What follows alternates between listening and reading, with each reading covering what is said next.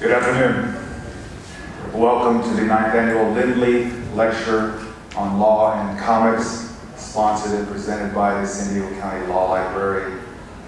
Thank you, and special thanks and recognition to Kelly Keach and his team from the San Diego County Law Library, the gentleman in the blue shirt, who organized all this, set all this up, and has some prizes or something to give away in the last 5 minutes. I'm the moderator. My name is Alec Beyer. I'm Senior Deputy County Counsel in the Office of County Counsel for the County of San Diego. This event has been approved for an hour of mandatory continuing legal education credit. Thank you to Kelly and his work in doing so. If you didn't sign up when you came in, you can still sign up and get an hour of free MCLE. The purpose of this presentation is to give you access to industry veterans who have decades of experience and knowledge in the big picture of where the comic industry came from, where it is now, where it's going, as well as they can address individual creators, what individual creators need to do to preserve and protect their work. The structure of this panel is intended to be an informal one. The panelists invite your questions and observations. If you have a question, just raise your hand. One of the panelists will recognize you and you can ask your question. So you're invited and welcome to participate.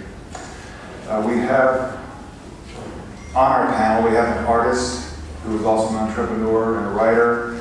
We have an industry analyst and researcher and prolific writer. And we have an intellectual property attorney who's also a cartoonist.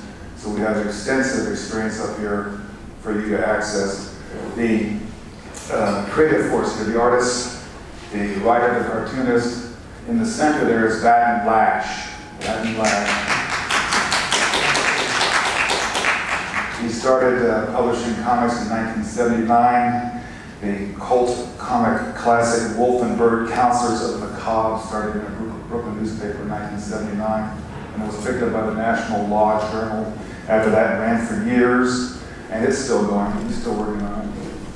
In 2009, Batton was named the Independent Book Publishers Association's Award. He received the Independent Book Publishers Association Award for a graphic novel and his work on the Odyssey and other tales of supernatural law.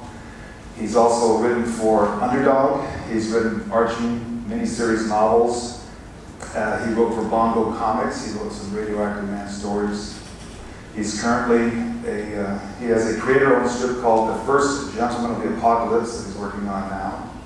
And he's also working on another supernatural law graphic novel. And he's writing and drawing a non-genre graphic novel. And he'll be at Comic-Con booth 1909. That's Batton Lash. Closest to me is Stu Rees. He's an intellectual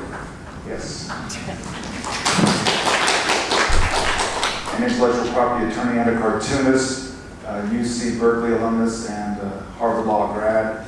He has been an attorney for artists and creators for over 20 years now. Is highly regarded in that regard. He represents hundreds of cartoonists with regard to syndication and licensing contracts. He also does trademark registration. He's a solo practitioner. He does trademark registration, copyright registration, domain name selection, and so forth. And also, he's drawn and published over 2,500 single-panel law-themed cartoons, which he's had to defend against infringers. Right? And then we have also Rob Salkowitz, esteemed industry analyst and prolific writer. His company works in technology and media and entertainment, specializing in startups, fan engagement, trend forecasting, among other things. He wrote a very well-received book on Comic-Con and the business of pop culture, and he's written other books as well about the industry, including Young World Rising and Listening to the Future. He's regularly published in online magazines. Last week, his article came out in Forbes magazine entitled, "To Get the Most Out of Comic-Con, Get With the Program." And Rob will be, by the end of Sunday, he'll have been on at least 4 Comic-Con panels, not including this one, so at least 5 over the next few days. So that's our panel. Before we get started with the nuts and bolts stuff, I'd ask each panelist to please give us a brief origin story, because our group last year really loved finding out how these guys, while the rest of us are being electricians and plumbers and work comp attorneys, these guys are living the dream and working in the industry that we love so much. So, Stu, could you start out and give us an origin story, please? Absolutely, it really is a question of living the dream. I was always interested in newspaper cartoons growing up, and in law school, I just decided one day I was going to write what it's kind of the equivalent of my law school thesis on the contracts between newspaper cartoonists and the syndicates. And so I did that, and on day one after graduating from law school, I was the world expert on that particular topic because the two attorneys who had been doing it before me, one of them had passed away, and the other one had, as I understand it, I don't have the details, but had been discredited and I think put in jail. So that was me, and so that was how I started as world expert in syndication contracts after working a couple of years at one of the big law firms. I moved to California, opened up my own practice, and I did that for a number of years, and then one day got frustrated with one of my clients who wasn't taking my advice on like staying within his niche with this new idea that he wanted, which was completely unrelated. And if you want to do something new, to stay within your niche where you have millions of fans. He didn't do it, and I said, well, even I could do a law cartoon, so I did. And then West decided to use my cartoons in one of their case, kind of cliff notes for case books series. So I've done about 2,500 or so single panel case-based cartoons for them, as well as some sort of just general interest lawyer, kind of New Yorker style cartoons.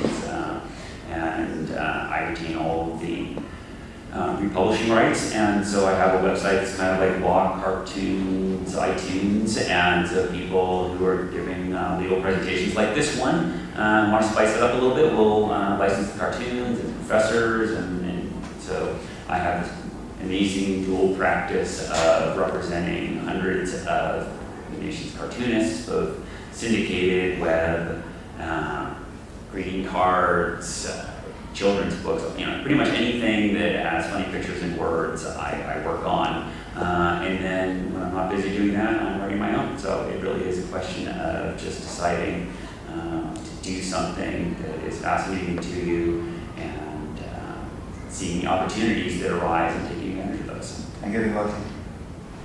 Getting lucky. And getting really lucky, because if somebody else had the same interests that I do, I have equivalent monopoly on my two niches, so hopefully nobody else has those two dreams because I'm already there. Thank you. Batton. Well, I had to succeed in cartooning because, frankly, I couldn't do anything else. Everything fell into my lap unexpectedly. If I had planned it, it wouldn't have worked out. But in a series of events, just one thing led to the other. If the ad person hadn't called me for a job in the Brooklyn paper, I wouldn't have had Wolff and Byrd. If out of the blue, the editor of the National Law Journal didn't call me up and say, hey, I like this strip, why don't you pitch it to the Law Journal? My savvy business sense said, is this a joke? So, I pitched it, and the rest is history, I guess. But so far, the thing seems to be you guys got lucky. It was just pure dumb luck that. But I have to preface this by saying I was always interested in comics. I always wanted to create my own comics. I always loved, Superman and Batman and that sort of stuff, but I always wanted to create my own comic. And when I had the opportunity at the Brooklyn paper to pitch a comic strip, the editor and publisher, which in 1979 I am just incredibly indebted to in 2018, they said, sure, go ahead, what is it? And I go, well, let me get back to you. And I had no idea what the strip would be. And I used to deliver the paper, the Brooklyn paper, in downtown Brooklyn. Now, for anyone who doesn't know what downtown Brooklyn is, that's the civic hub of Brooklyn. All the courts are there. You know, the criminal lawyers and the civil lawyers, but they were. I don't know if they're still like this, but they were just two-man, two-woman operations. And I used to deliver to these law offices, and I noticed every place was a law office. And I said, wouldn't it be funny to have a little area in the corner that instead of smelling like old musty papers, it smelled like fire and brimstone. And you know, the more I thought about it, you know, the more I kept coming up with scenarios and stuff like that. And I thought to myself, well, this is my strip, you know. So that's how Wolff and Byrd began.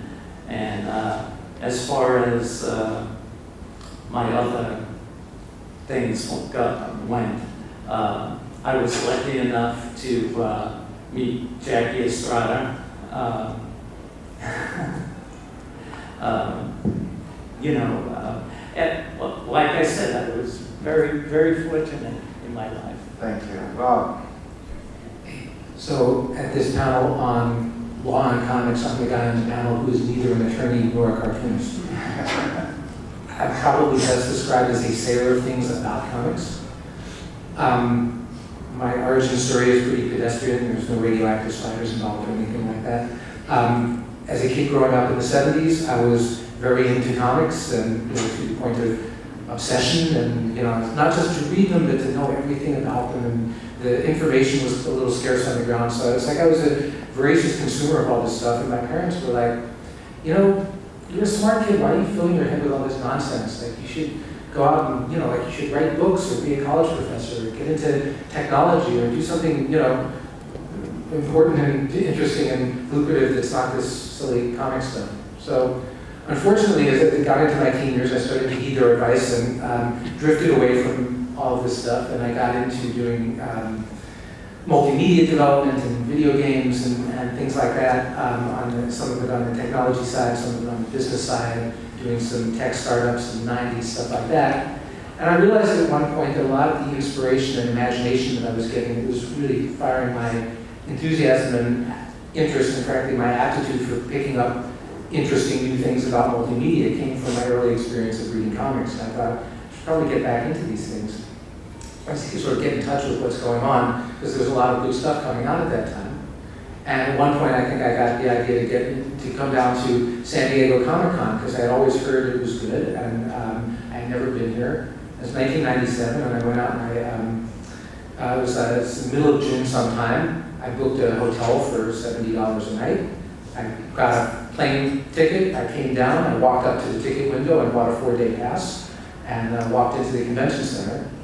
And then it was kind of all over. It was one of the first guys I saw actually was Batton in his booth, and I was sort of acquainted with all of the cool stuff that was going on. I really became enamored of Comic-Con and all this. It's really existed as a sideline in the other stuff that I was doing for years, and I was starting to write books on future trends in technology and business. And at some point I realized as Comic-Con was really exploding in the 2000s, that all of the stuff that I was looking at in business, in terms of marketing and audience engagement, fans, social media, digital content, all of this stuff was happening at Comic-Con. This was kind of the petri dish for all of these interesting trends in business, technology, marketing, communications, visual, media, all of this stuff was all happening here. And so my publisher was saying, well, what is there a new book in this? And I said, let me do a book on Comic-Con about the sort of looking at all of this stuff in the business world about through the lens of Comic-Con. And that book came out in 2012 called Comic-Con and the Business of Pop Culture. The book was not like some huge hit or anything, but all of a sudden now I was the guy who had written a book about Comic-Con and business. So I was like the business and Comic-Con guy, and that got me into writing for Fast Company and Forbes and Entrepreneur and other places like that. It got me to, I now teach a class at the University of Washington on comics as communications media. So all of the stuff that my mom was on my case about when I was a little kid, guess what? I've written books, I'm teaching college, in a dream because I'm a lucky guy and I managed to figure out a way to connect my passion and the stuff that I'm interested in and good at. Okay, now segue that into a discussion of the consolidation of intellectual property under corporate control, or legal implications of blockchain in entertainment. Yeah, so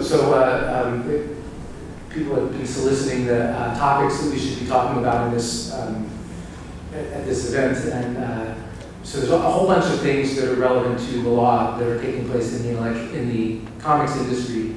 One of the big ones is that there's, and this is a topic that's in my book also, is a real tension between the bottom-up creativity. Comics are a very simple medium. All you need to make it is pencil and paper. And people like that have been making their comics and selling them as independent people, and you can reach an audience this way. But the world that we're living in now is increasingly dominated by these big owners of IP. So Marvel, as you probably know, is owned by Disney, which also owns Lucasfilm and Pixar. Warner Brothers has the longtime owner of DC Comics, was recently acquired by AT&T. Fox is being merged into, somewhere, maybe Disney, maybe Comcast. So the bottom line is that the control of these iconic household name properties that is responsible for most of the comics sold in this country and most of the IP value through other media is in the hands of a very small number of owners. And it's crowding out, in certain ways, the opportunity for other voices and other independent people to bring their stuff to market. So there's lots of cool, I hope we get into a discussion of crowdfunding and stuff like that as a way that independent creators can get into that game. But right now we're in an environment that's very favorable for consolidation, and it's like, it makes me wonder, I have questions for my co-panelists and for legal folks out here about, is that inhibiting creation of new stuff? Is that something that's, people are creating stuff in order to be bought? So let's leave that out there for now. We'll come back. If you're interested in new technology and sort of blockchain and transmedia and stuff like that, that's also an area of interest that I work in, but let me just leave that out there for now. Well, I'll be brief. I think Kickstarter gave self-publishing a kick in the pants because you can find your niche audience and find it big if you're successful. The only thing I would say is if you have premiums, make sure you keep them. But anyway. Yeah, if you're doing crowdfunding, meet your commitments. Yeah. Otherwise, you get a reputation, and then you'll never be successful at it. But we did 6 books all together, me and my wife, and we were successful with all of them. And we were selling them at conventions. And we realized we don't really need diamond. Did your mic just cut out? Oh. There we go, it's back. Oh, okay. How can you tell? Yeah, okay. We don't need diamond. We just needed fans, and we've switched over to graphic novels which enabled us to, since libraries and local libraries won't carry comic books, they will carry graphic novels. So that's an avenue that has certainly opened up to us and proved to be very, well, not quite lucrative, but we're holding on there. Yeah, as I see the business and creative side for 20 years now, and all of our origin stories, it really comes down to just listening to the market. Each one of us has a story about how we listened to the market, and the market was calling to us, and so that's what we did as our career. I think it's the same thing when it comes to the new technologies. You have things like Kickstarter, and you have these amazing software suites like I use the Adobe Creative Suite. I mean, it's just like one amazing thing after the other, and you can be kind of a one-man army of creativity, which opens up a tremendous amount. You can have these various places like Cafe Press where you can create merchandise and have that print on demand. So there's all these amazing opportunities at the ground level opening up, creative-wise, product-wise. And then the thing about Kickstarter, you're basically able to pre-sell something and generate a buzz. And so you know in advance whether there's a market. It's not like it was 20 years ago where you say, okay, I want to listen to the market, and I think the market is X, but you could just be completely wrong. Now you can try it on Kickstarter, and maybe there's a market and maybe there's not. I had one client who tried 2 things on Kickstarter. One of them was amazingly successful, and one of them was a dud. And I can't figure out why one was successful and one was a dud, and neither can he. But again, it's listening to the market, and so you have new technologies that allow you to create, distribute, hear the market. On the other hand, what Rob was saying is also incredibly true. I see the creative world stratifying a bit. There's the corporate market, which is becoming bigger, and there are people who are sort of following a creative corporate career path, and then there are all of the smaller artists who are more capable of doing their own thing. And so, it's kind of like the market's moving like this. You have people who are in the corporate world, and you have all the artists who are sort of mini entrepreneurs like that in here. And there's less in the middle. Also, something to understand about the economics of the market, right? So comics publishing all up in the United States is a $1 billion business. So that's periodicals, trade publications like graphic novels, and digital, $1 billion. The media IP, the media properties that are built on comic-related IP is about $12 to $14 million. That's the Marvel movies and DC TV shows and all of that stuff. So the media is about a 14 and 15x multiple on the publishing. But that's just a drop in the bucket because the real money is in licensing.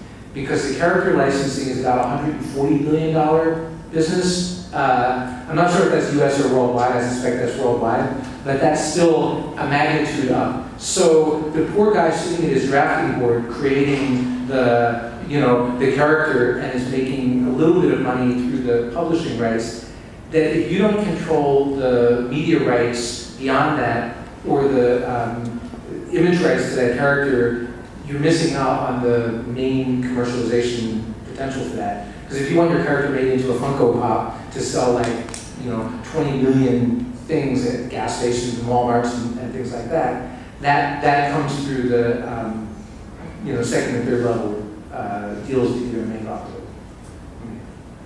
That's absolutely true. I deal with that every day with every property that I negotiate for my clients. The larger entities are now, by larger entities, I mean things like book publishers, where 20 years ago they were interested in publishing books, and calendars too. And I saw, there's all this other stuff, and around 2005 or so, I was still able to reserve out ancillary rights, movies, that sort of stuff. And then a couple years later, by about 2007, all of the New York publishers had gotten wise to the fact that the real money was going to be in the ancillary areas and TV, movie, merchandise, and all that. So suddenly, you couldn't get a publishing deal from a major New York publisher that didn't also grant them the exclusive right to do all of these other things, unless you happen to be some major name. And there are still some deals that come out like that. We're working on one today, but for the most part, the publishers are wise that everybody wants to control all the IP, whereas 20 years ago, they were most interested in whatever their core business was.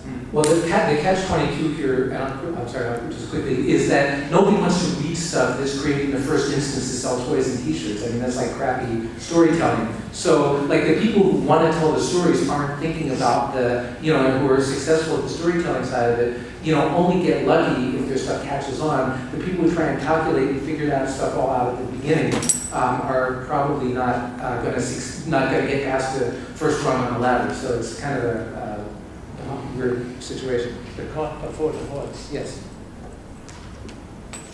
That's it. That's all I have.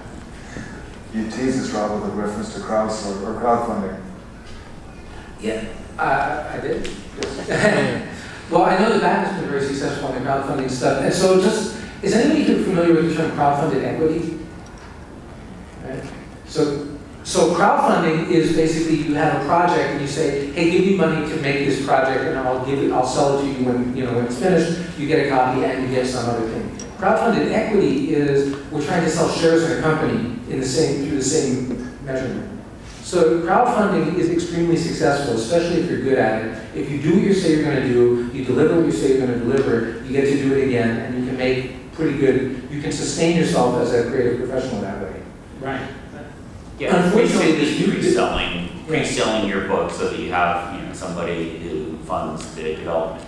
But there are now these projects that are coming out where it's basically like, take a stake in our company. Like we're selling 20% equity share, and if you chip in, $100, you get, in on the ground floor. This is like a crowdsourced IPO.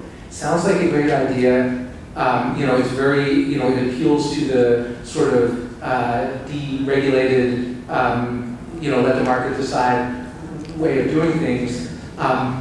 In comics, this has been almost uniformly a disaster. All the ones that I've heard of have really gone down in flames because it seems like a sketchy way of doing business. You ought to be able to raise the money through some other source. So unfortunately, crowdfunded equity is trying to piggyback on the good reputation of Kickstarter and stuff like that. It's like, oh, crowdfunding is great. Let's start a company this way.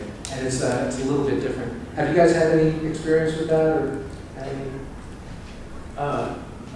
All my experience with Kickstarter were terrific. I mean, we were, correct me if I'm wrong, Jackie, we were there almost from the beginning, maybe a year out, and they couldn't have been nicer. In fact, I think like 4 out of 5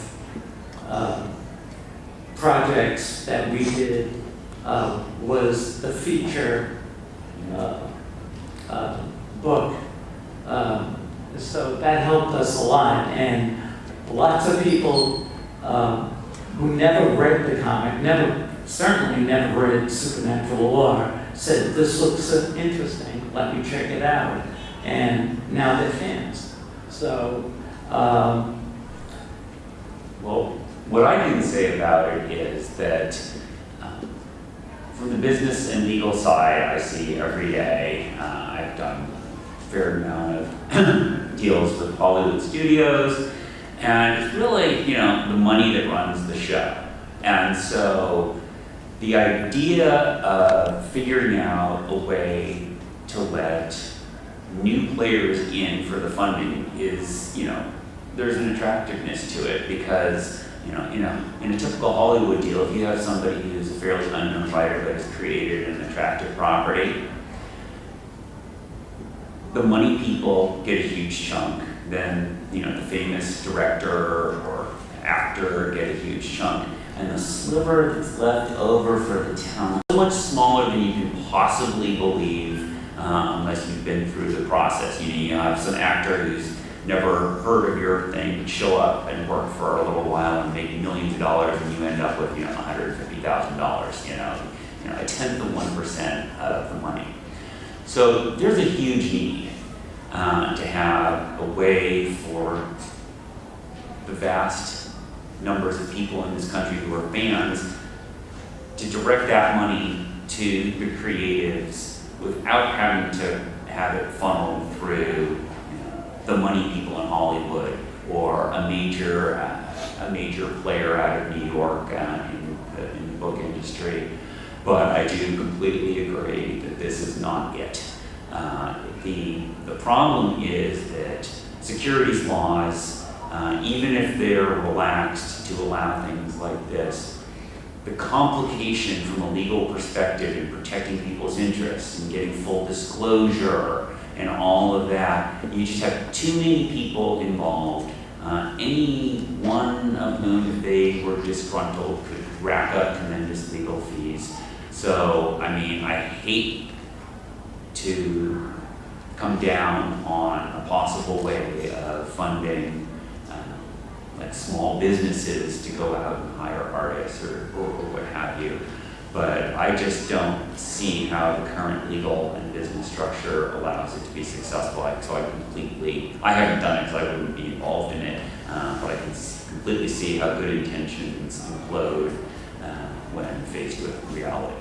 You guys are kind of bumming me out. But I really do know.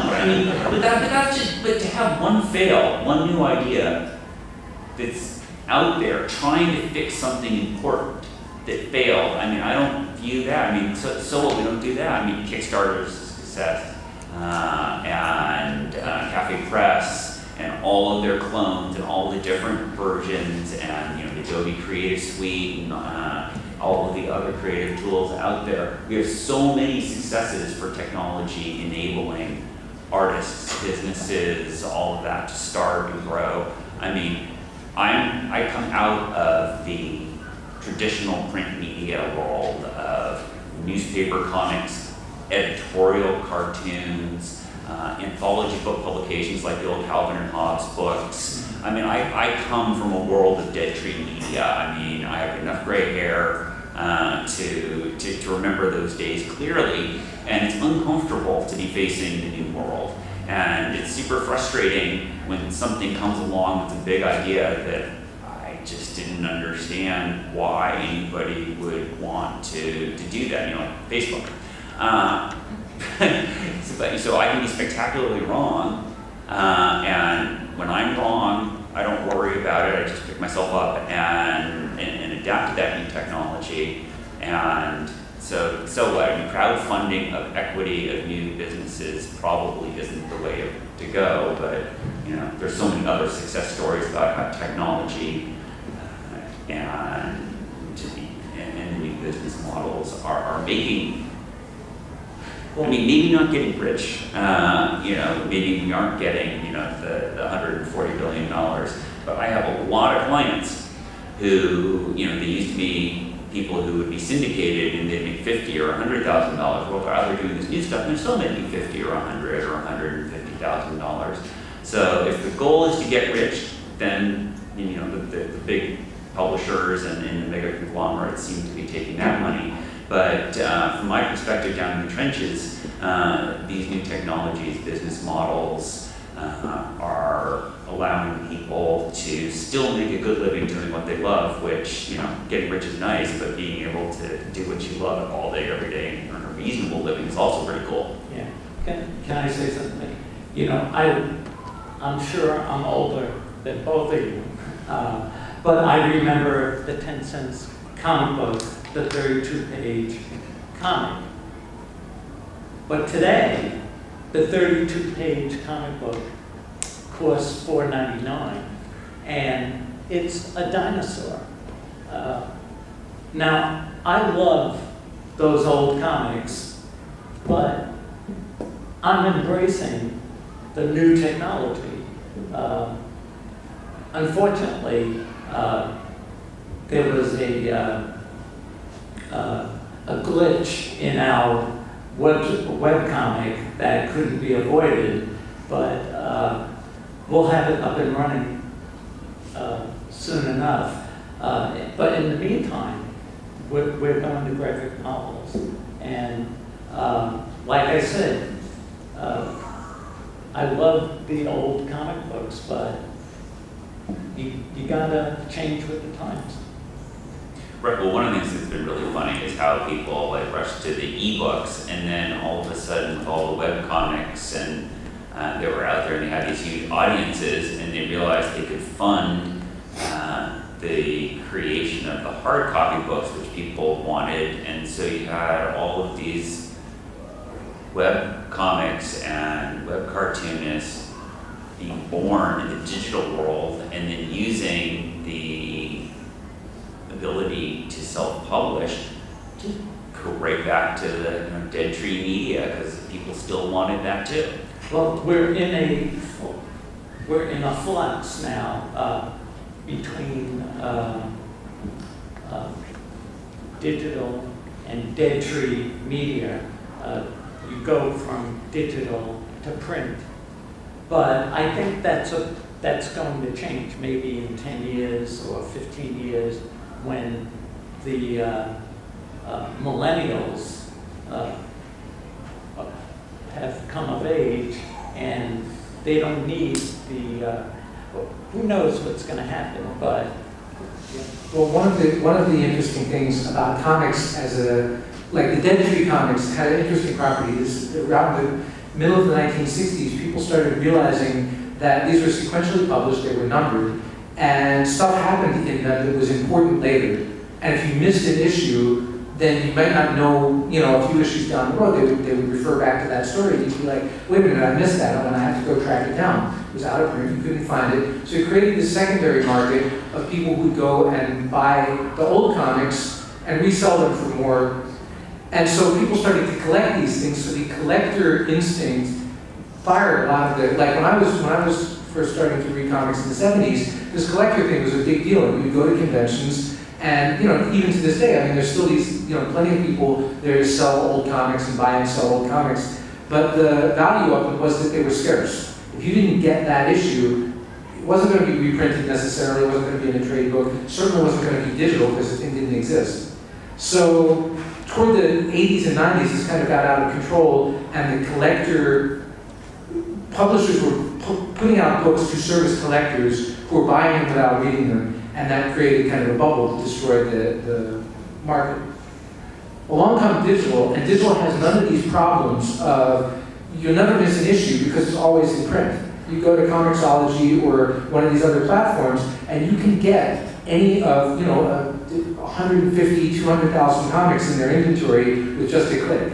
So all of the effort that we as collectors went to track down all of this stuff is a thing of the past. However, that desire to collect and be a completist and, that fueled the passion of a whole generation of people that were into this stuff has gone away with it. One of the things I'm looking into right now is this technology called blockchain. Have people here heard of blockchain or Bitcoin or anything like that? So blockchain is, if I could be succinct about this, is a technology that enables secure ownership and authentication of digital transactions. Means that instead of there being a digital comic where every copy is exactly the same as every other copy, you can have a copy that you own. Right now, if you read the fine print on like the iTunes Store or Comixology or any other digital media that you get, you don't actually own that media. You have the right to, stream it or listen to it or read it. But if you die and all the money that you spent on digital comics, you don't get to transfer those over to another person. Right? Those are one-time things. With blockchain, you can actually own digital media, and you can create scarcity. You can create digital comics where there's only 100 copies in existence with this particular cover. And even if somebody makes a digital copy of it, they shoot a screenshot on their phone or something like that, you can guarantee that that won't be seen as authentic because there's only a limited number of validated ones that are out there. So one of the things that this might do is it might bring some of the juice, some of the collectability and the completist urge, and activate some of those passions that have been missing since we went to digital, and that might actually open up new opportunities. Because I think a lot of millennials that want to collect this stuff, they don't have space to keep it. Right? They're living in an apartment that's 300 square feet in the middle of a city somewhere. They don't have room for boxes and shelves full of stuff. With digital, you can collect all of this stuff on a device that fits in your hand, and then you can also have the ownership of it. And you can resell it, and you could realize the financial appreciation if it turns out that you have a collector's item. So this is kind of the cool thing to me. I think the legal aspects of it remain to be worked out because it's kind of the Wild West. But it's one area that I've got my eye on. And for those of you who are in the intellectual property and law business, definitely keep your eye on this stuff because it's going to change the way that digital rights are handled and the way that the transfer and sale of digital assets is going to be transacted. Yeah, well, creating artificial scarcity is one of the hallmarks of creating value. I mean, if there was an unlimited amount of beachfront, it would be worth nothing, other than the value of being able to put a house on it. One of the most fascinating things that I have seen recently is what they're doing with a lot of these free-to-play video games. So, like, my son will sit and, like, in the morning, he will look at, Clash of Clans or Fortnite, particularly as Clash of Clans, to see whether or not this digital item is in his shop. So, like, they rotate it in. Like, you can only buy a legendary character. I may not get this right. A legendary character, like, every 3 weeks. And I'm thinking to myself, well, that's genius, because obviously they could just let everybody buy everything at all times, but then he wouldn't be checking his phone to see whether it was in his shop in the morning. So they literally deny their audience the right to buy their products that cost them nothing, like 99% of the time, so that when the 1% time that it comes in, it's all, oh wow, I can actually buy it. And so in terms of monetization techniques in the new world, just because something could technically be available for all time and eternity, I'm not 100% sure that all of the publishers are going to make that. I mean, I would not be shocked if somebody came out someday and said, we're going to publish, Marvel is going to, we're going to publish, 10,000 copies of it. They're all going to be locked down with blockchain, and we're not going to make any more. And then what kind of frenzy would that create?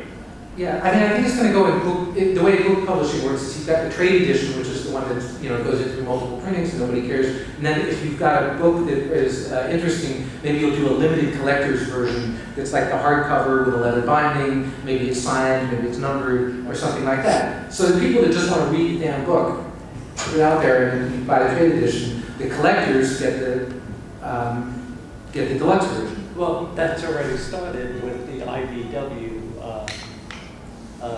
artist edition. Yeah, they do that with printed books all the time. Now you'll be able to do that with digital books as well. So you can have the regular digital edition, and then you can also have the limited blockchain protected digital edition for the collectors. So that's something that I kind of got my eye on. I've heard half a dozen business plans about this in the last year, and I've got, my phone is like blowing up with people that want to talk to me at the convention about their blockchain stuff. So it's a thing that's happening. A little side off subject, but with regards to new artists or new entrepreneurs who use comics or pop culture art as a medium, are they still protected by the Fair Use Act 1976 or the Copyright Disclaimer Act?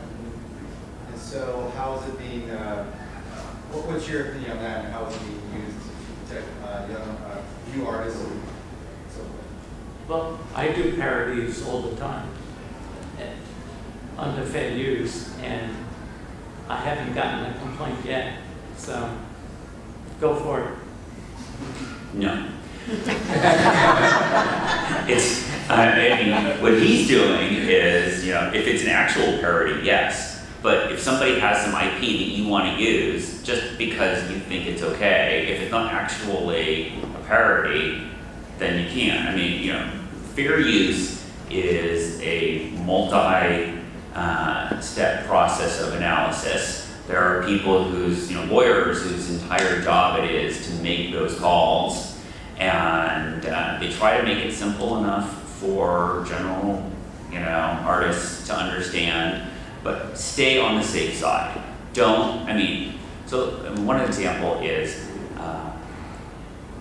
if you're trying to do a parody, if you're making fun of the thing you're using, then, you know, that's an item in your favor. If you're using a recognizable item to make fun of something else, it's not. So, for example, if you want to attack Disney for its acquisition of, you know, whatever it's acquiring today, and you put, you know, Mickey Mouse ears on Bart Simpson, okay, well, that's related to your editorial commentary. But if you don't like a politician who's, you know, just doing something completely different that you don't like, and you put Mickey Mouse ears on him or her, then you're not actually, you know, making any commentary on Disney, so you can't use Disney IP. Does that make sense? What about for educational purposes, you know, for an art, you know, program, and you're using examples of the Star Wars figure to paint? I understand it's under education, and so it's also one of the safeguards for is that your interpretation of it? Well, yes. I mean, there's an educational component to the fair use analysis, but again, it's a detailed analysis of each item. Were you going to say something? No. I was going to ask him something, but I mean, I literally had one of the funniest experiences I had on this as an attorney is I got a call from a client who was just outraged that he got a cease and desist letter for a cartoon that was in a paper that he, you know, one of his cartoons that was in the newspaper. He was just outraged, like, this is fair use, this is fair use. And then the next day,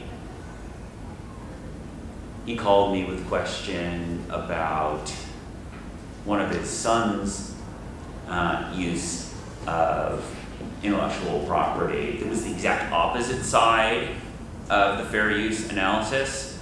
And he literally one day said he should be allowed to use this as fair use. And then the next day, he took the exact opposite opinion because it was in his favor to do that. So be careful when you're doing fair use analysis that you're not seeing what you want to see.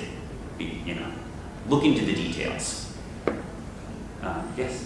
I actually have two questions following with this fair use aspect. The first one is, what if, say, characters get co-opted into a certain way that wouldn't be approved of by the IP owner or brand, such as what happened with Pepe? Or also, and the second one is, what about for international fair rights and use, such as like with cartoonists who do certain things, then they could see it getting blocked or used differently in different countries, such as like the example with YouTube is somebody may own the rights in a different country, but it'll get globally blocked or something. Y'all hear the question? You can repeat the question. All right. I'm going to summarize it in a way that makes it easy to answer. You have very complicated issues associated with intellectual property in the United States, and then you compound it with, different countries have different rules about the same thing. So somebody could do something that was legal here, but if it's violating somebody else's either contract rights or underlying IP rights, and somewhere else it could be blocked worldwide for doing that, right? Is that right? Yeah. And we could literally have a fair use conversation for an hour, and we wouldn't be any closer than the hundreds and hundreds of other lawyers who have analyze this. I mean, fair use is one of these things where, I'm an artist, I'm kind of like lean on the side of editorial commentary. And so, I'm very in favor at one moment of like truly legitimate fair use for the purposes it was originally intended. But then on the other side, there are people out there who are trying to just basically claim fair use on anything. And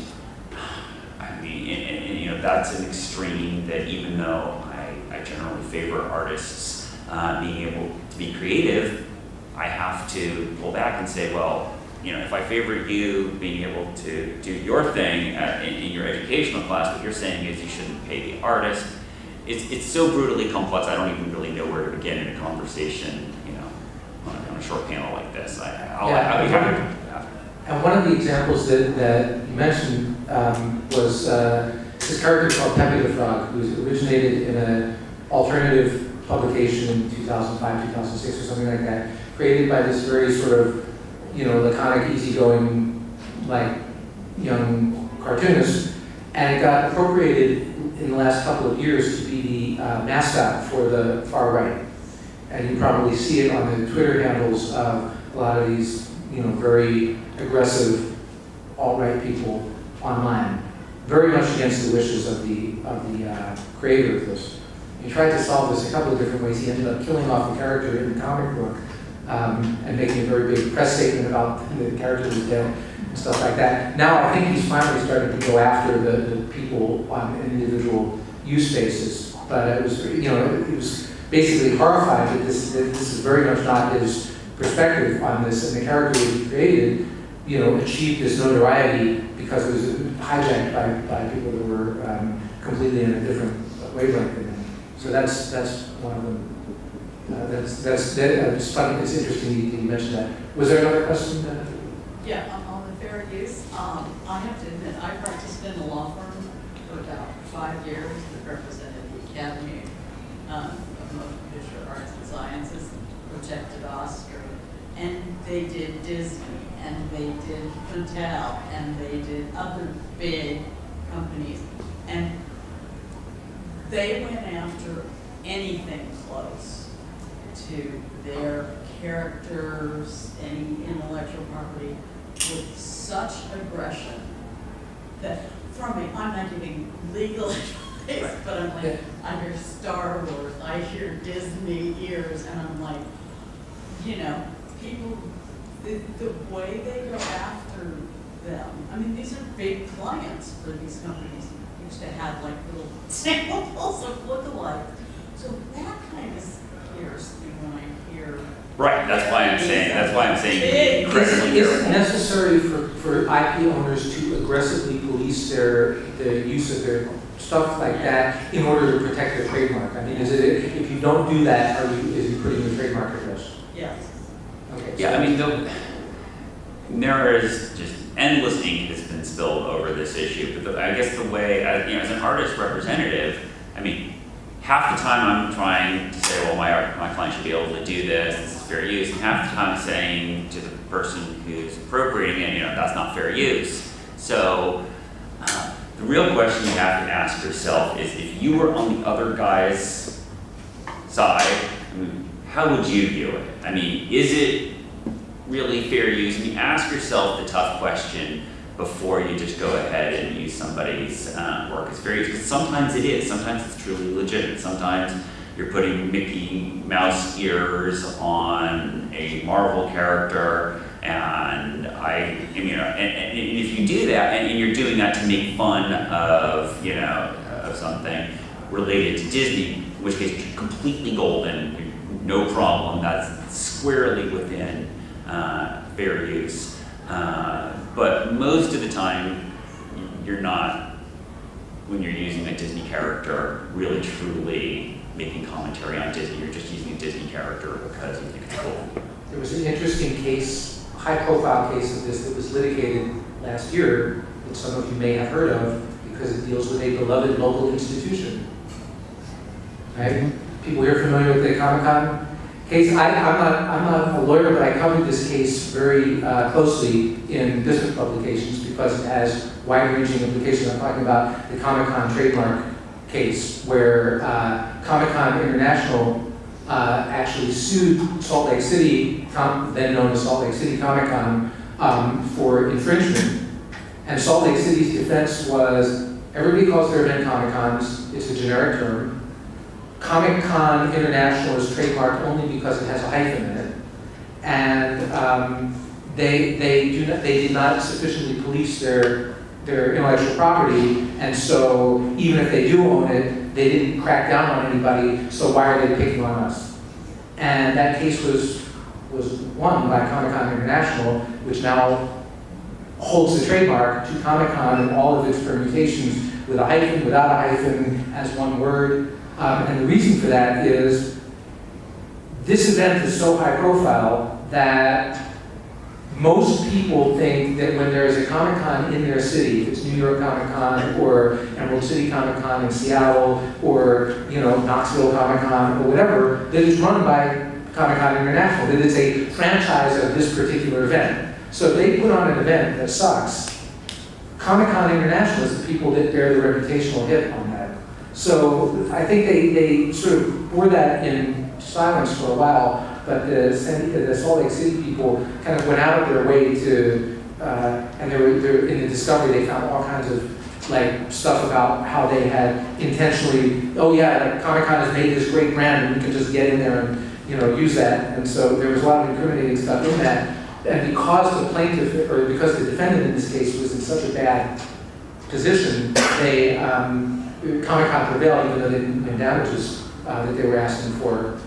So that's kind of settled an interesting case of it. And the defense that they did not adequately police it was overlooked by the jury. The jury said, no, they don't have to. They're a nonprofit. They can't go after every infringer. So it's kind of an interesting case, and I think it clarified a couple of issues because of that verdict. We just got the 5 minutes left signal, but I have a question, Stu. If you find out that your cartoons are being used by a restaurant chain in Alabama, do you have to get jurisdiction in Alabama to go after them? Is it federal jurisdiction? And realistically, what are your remedies? They've appropriated your material without your permission. Right, well, I mean, there's an upside and a downside to everything being so easily copied, and the upside is that there are a lot of people out there who legitimately use your work and pay for it, and there are a lot of bad actors out there. Just shocking cases of law firms giving CLEs about ethics taking our work. That happened to you. What? That happened to you, right? Yeah, that happened to me. Yes, it's shocking to have ethics lawyers steal ethics cartoons and publish them and put their copyright in the law. I mean, it literally has happened to me. And so what do? Well, I am an IP lawyer, and so if you're gonna steal from somebody, don't steal from an IP lawyer. But realistically, what are my options? The bigger the entity, the greater my number of options. I've had some very big legal publishers, web groups, take the work. Usually it's some social media intern who goes, oh, that's cool, and they start posting it on their Facebook site, and then I write a nasty letter, and then they ignore it, and then I write more nasty letter, and then we settle. If you've got just some random small law firm or what have you, put something up on their website. I do actually register almost all of my cartoons, which vastly enhances my ability to enforce the copyright. And again, it's hard to register vast numbers of sequential one a day cartoons, but it's really easy and cheap if you have something that is like a big item, like a graphic novel, to register that, and it gives you tremendous leverage over the infringers. And so to answer your question, if it was an unregistered copyright and it was some small actor far away, I have nothing that I can realistically do in an efficient manner. If it's a fairly large actor and I've registered my copyright and they have a lot of reputational concerns about me going public, then I have leverage that is both legal and reputational. And so the answer is I'm almost always successful against big infringers and almost never successful against little ones. But if you're little out there, don't take my word, please. Thank you. I think we're out of time. Kelly's going to give away some